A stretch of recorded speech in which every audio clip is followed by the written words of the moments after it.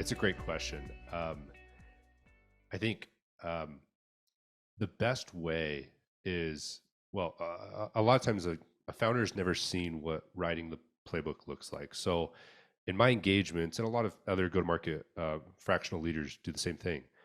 Um, the goal is, and deliverable is to have a playbook at the end of that engagement that you have confidence that you could hire an SDR, like we talked about, into. They could execute the playbook and hit a number.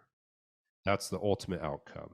Um, and so I work a lot with the founder, but I actually spend a lot of time in the trenches with a rep to understand what's working, the channels, and then taking, okay, how do I almost bridging that gap between what the founder knows and taking their product to market, and then going this bottoms up approach of a AE they have in seat that they hired, and bless that AE's heart is like desperately trying to figure out how to hit their number, and bridging the gap of those two and saying, okay, what do we know from the CEO doing this and selling this thing to 300K themselves?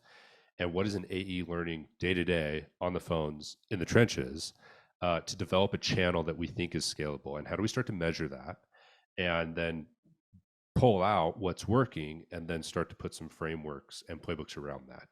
And there's obviously positive indicators that will start to, we can recognize that I can have confidence to say, okay, let's go hire an SDR because I think we have enough here to build a confident job description of what an SDR is going to do every day. And let's go hire them because we can drive top of funnel, whatever that needs to be done to hit for an AE to hit their number.